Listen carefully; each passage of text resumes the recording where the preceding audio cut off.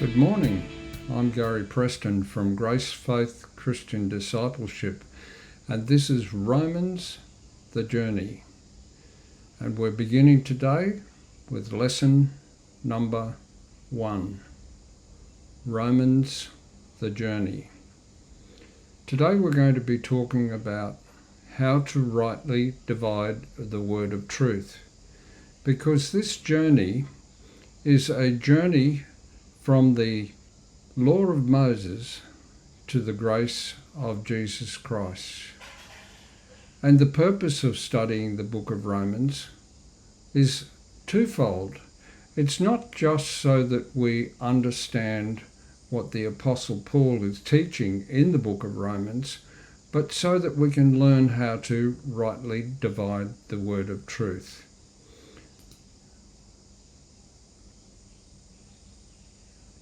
How to rightly divide the word of truth. How do you do it? Do you have the ability to rightly divide the word of truth for yourself? You see, Jesus told us to go into all the world and to make disciples of all the nations.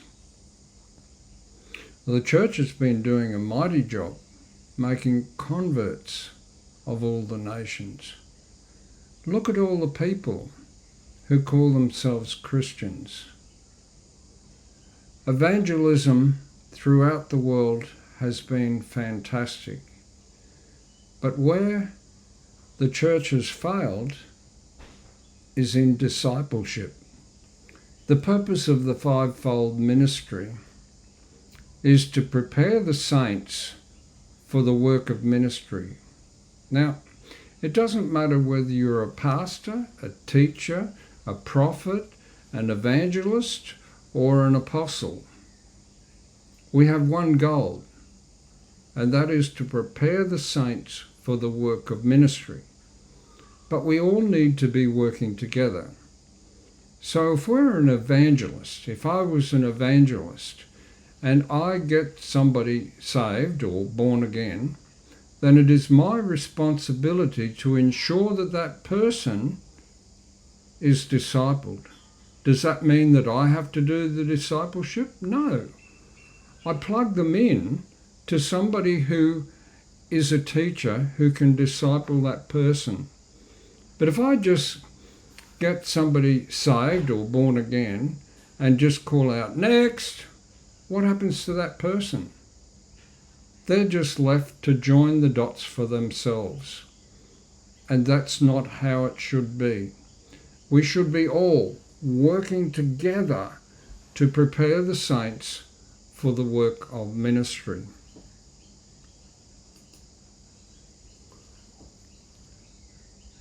Know the true nature and character of God.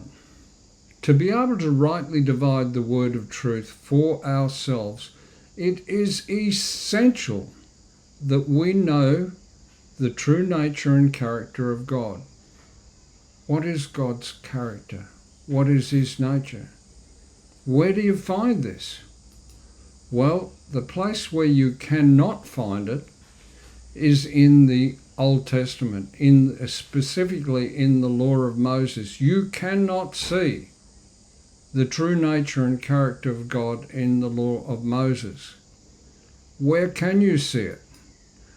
You can see the true nature and character of God in the life of Jesus. Jesus said, "I and my Father are one." You'll find this in John 10, verse 30. Know who the author of the book of the Bible is that you're reading.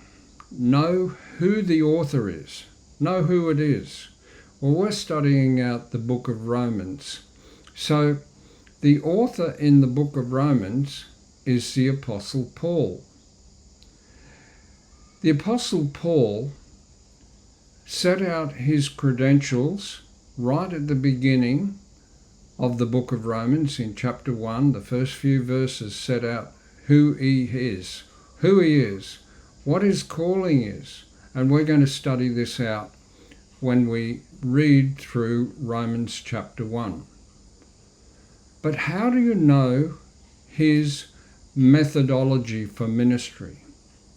No matter who the author is of the book that you're reading, you need to know who that author is. You need to know what his method for ministry is. I call it a methodology for ministry. And thank goodness, Paul wrote it out. But he didn't write it in Romans. He wrote it, it's 1 Corinthians 9, verses 19 to 23. And I'll continue with this page, but when we first open the Bible up, that's where we're going to go. We're going to go and have a look at Paul's methodology for ministry. So if you're taking notes, write this down. Paul's method of ministry, how he ministered to people. He said, I've learnt to do this. He learnt it. He found that this was the most effective way. You might find the way that he ministers very effective too. I certainly do. We need to know who the audience is. Who is the audience in the book of Romans? Who are they? Who are these people? Who's Paul writing to? Well, he addresses this in chapter 1 too.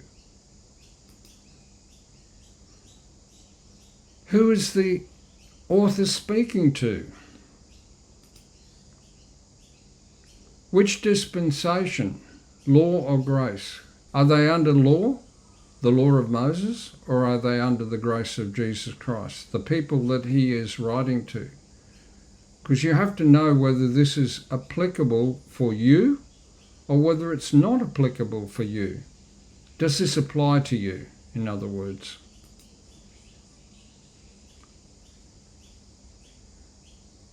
We need to know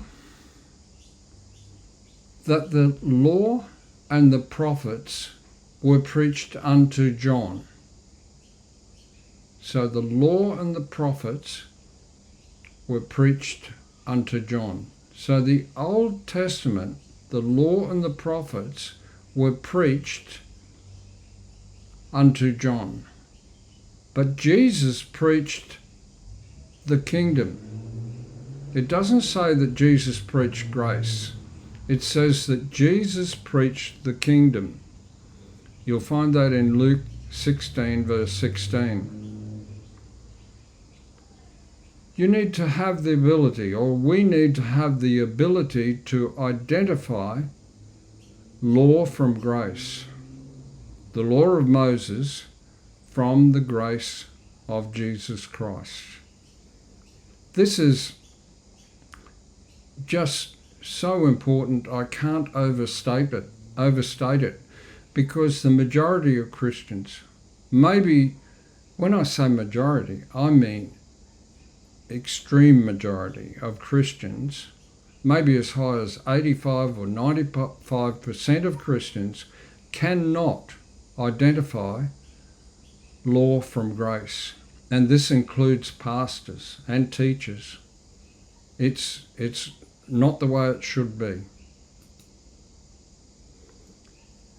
Does the New Testament contain only grace?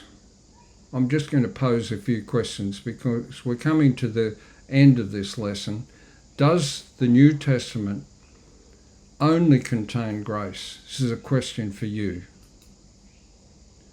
Did Jesus only preach and teach grace? Is the Lord's Prayer all grace? And this ends the first lesson on the study of Romans, the journey. I'll see you at lesson number 2. God bless.